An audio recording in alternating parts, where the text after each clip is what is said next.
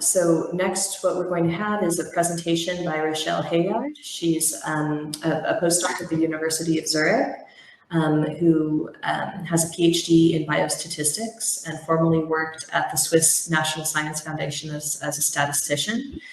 And she performs meta-research, which is the interdisciplinary study of research itself.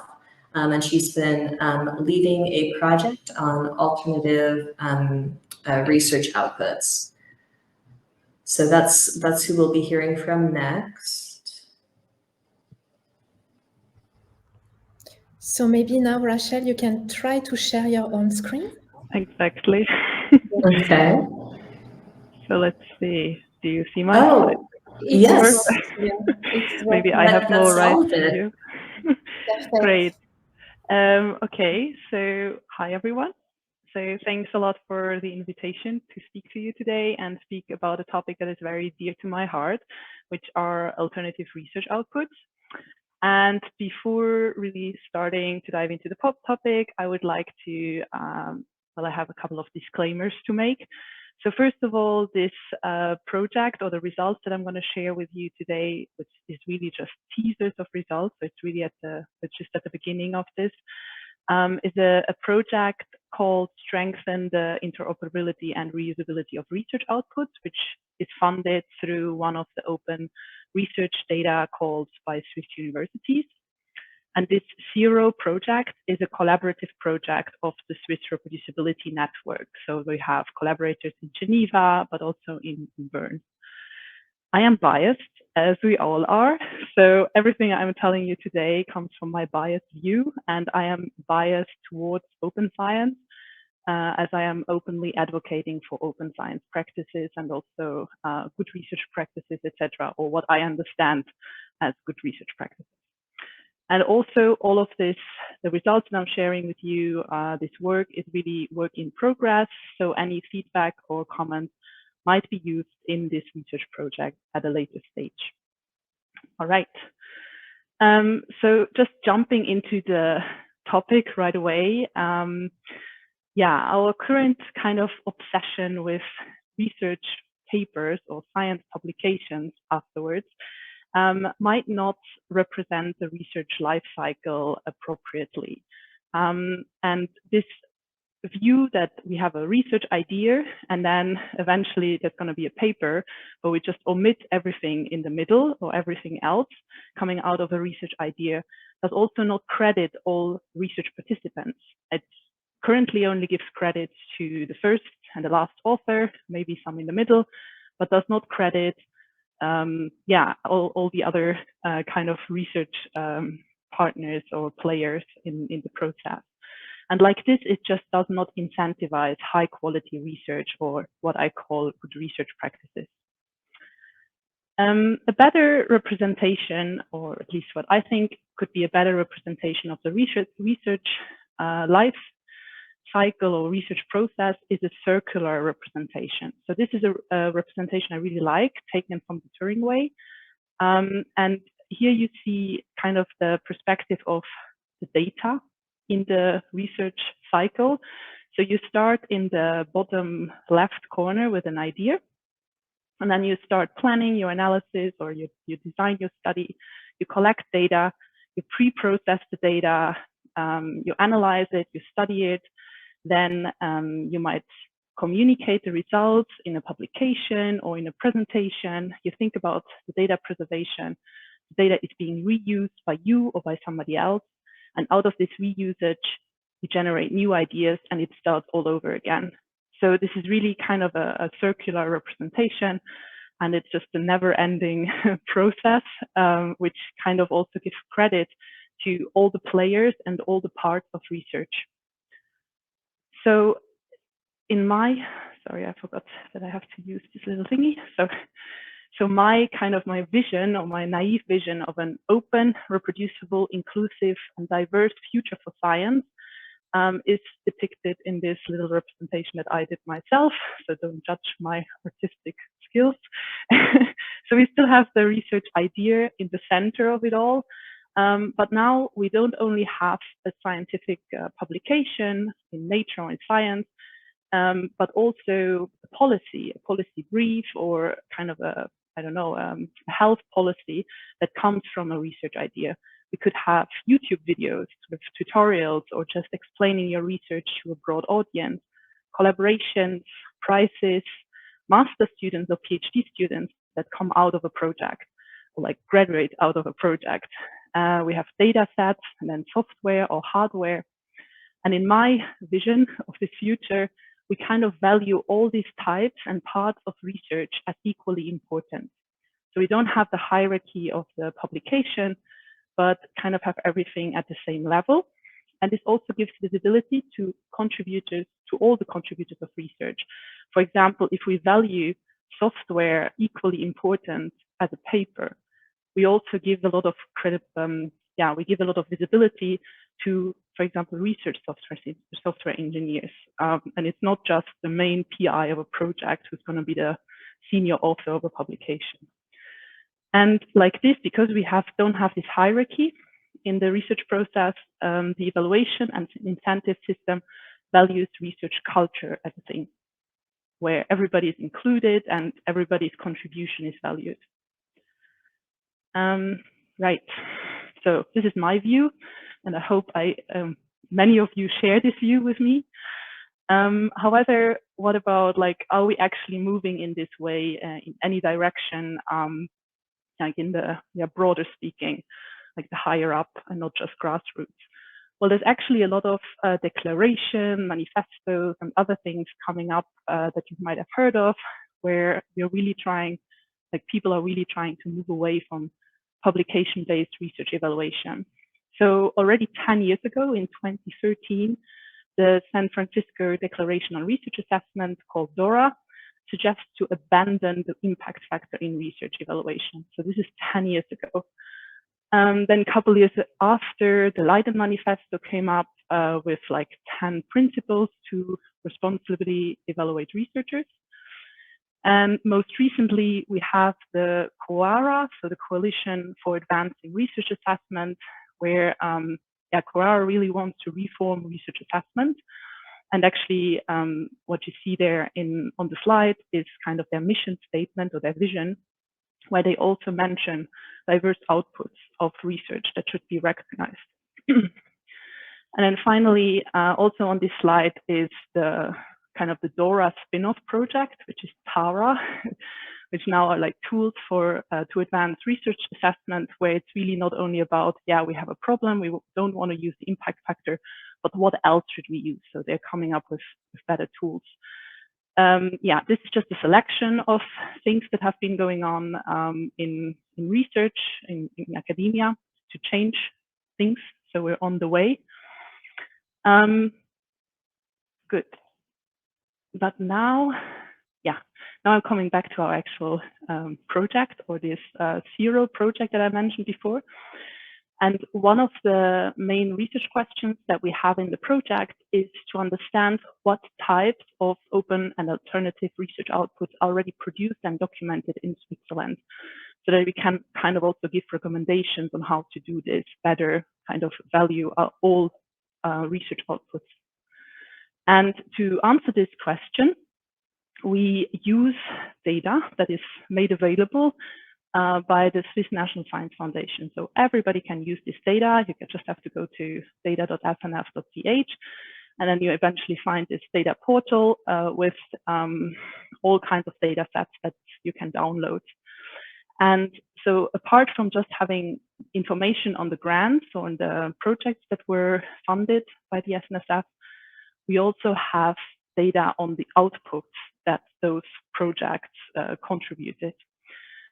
And in part, so these are all in different data sets on this website. And so one is, for example, just scientific publications, those more traditional outputs. We have collaboration, use-inspired outputs, public communication, academic events, awards, data sets, and knowledge transfer. So already very diverse outputs that researchers can upload. And where does this data come from? So since end of 2011, every SNSF grantee who got money from the SNSF for a certain project has to list all the research outputs that they produced during this project. And this has to be done about 6 months, or I think the latest 6 months after the project was completed. For our analysis, we are including 16,677 funded projects, so quite a lot, based on some inclusion criteria that you can read off here. So just projects that started after 2013, they should be completed, and they should not be from a funding instrument that is kind of funding an open access book, because of course the output of such a grant will be an open access book, so it's not so interesting for us. And the projects that we're including should record at least one output. Yeah. However, I'd like to highlight a couple of potential biases that will be in our research just because we're using this data. First of all, it is self-reported data, so the data might not be complete. Some outputs might be wrongly assigned.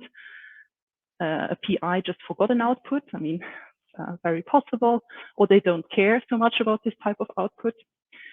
Then we only have data on SNSF grantees. We don't know what researchers are doing that are not funded by the SNSF. And most importantly, the types of outputs that they can upload or list are outputs that were pre-selected by the SNSF. I think that's one of probably the biggest bias. We'll come back to this later. So just to get a bit of an understanding of this data, I'm showing here just like what is in this data set of scientific publications. Well, actually, the SNSF already does a distinction between scientific publications, so they can be of different types. The most prominent type is still original contribution to science journal. So this is what we usually understand with scientific publication. But researchers can also list contributions to a book or proceedings or review articles. So this is already nice, I would say.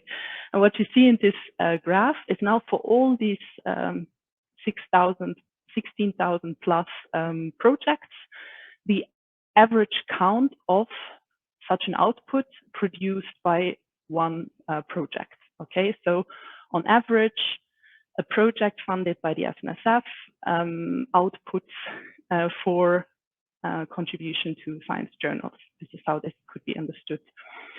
However, this result is very highly confounded by a lot of other factors.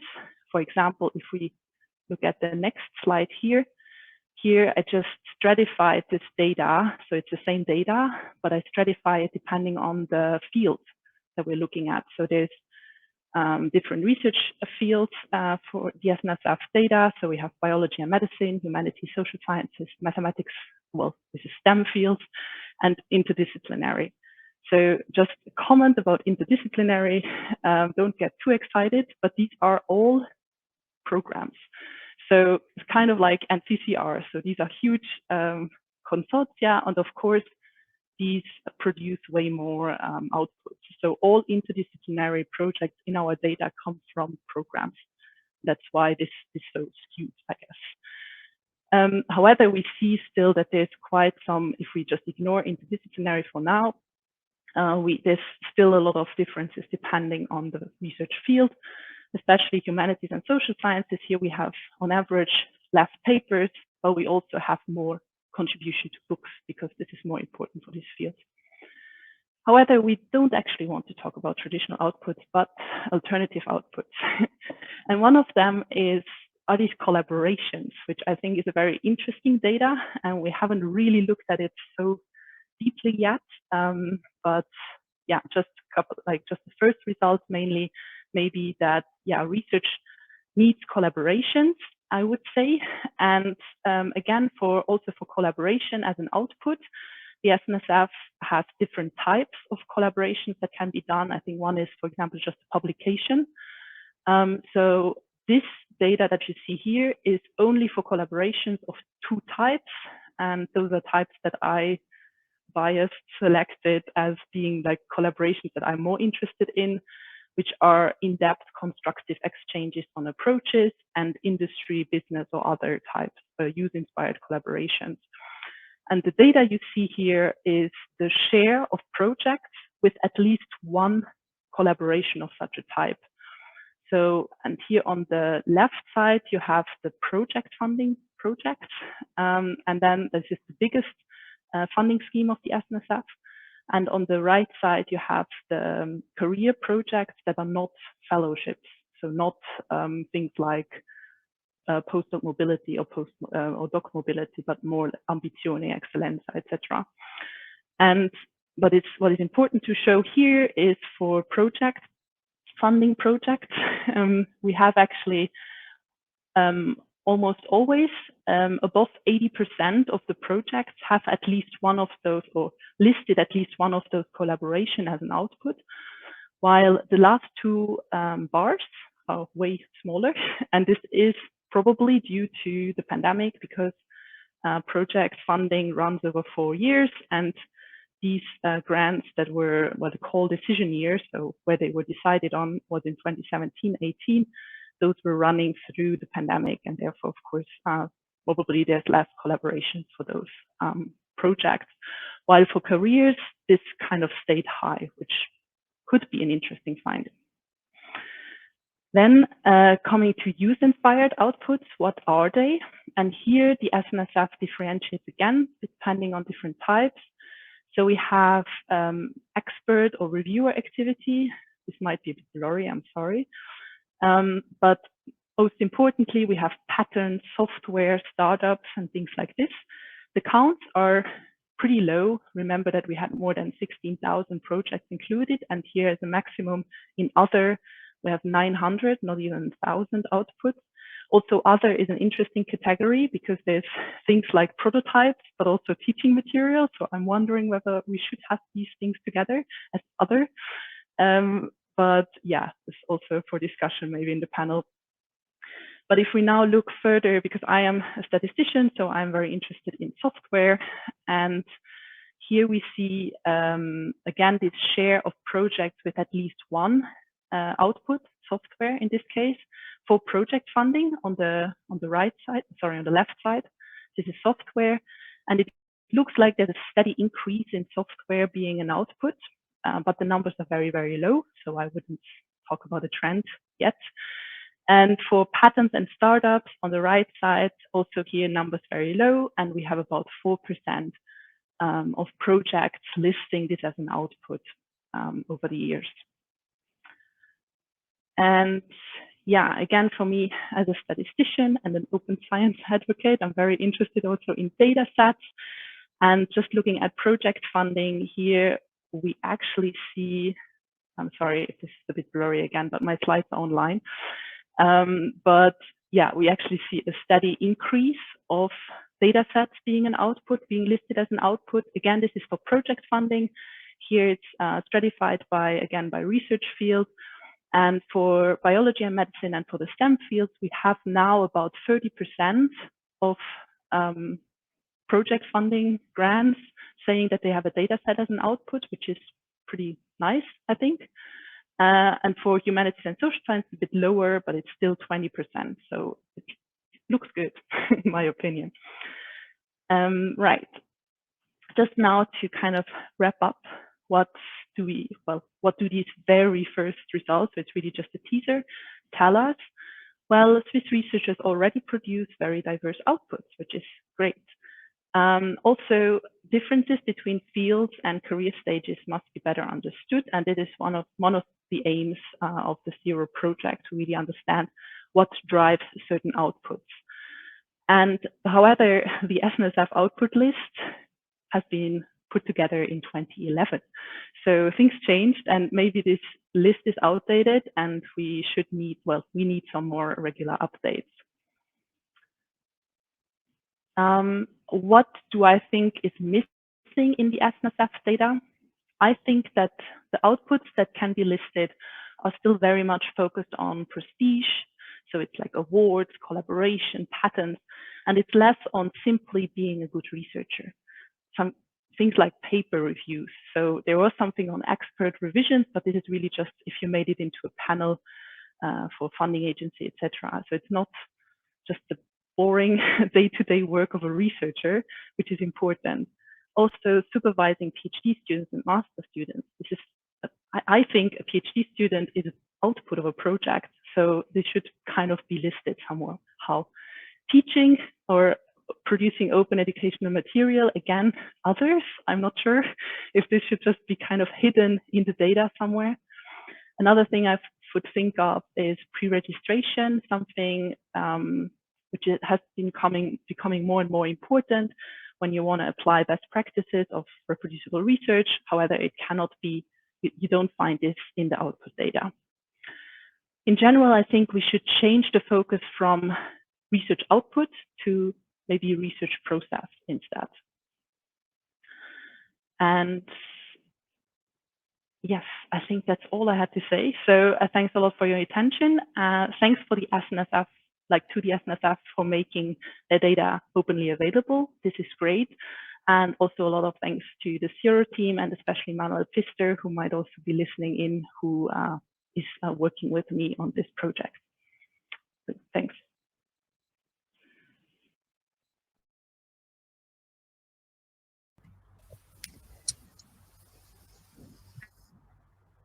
Thank you very much, Rachel. So we will keep the question for our panel. And so, as usual, we will see you in the next session in a minute. Thank you very much.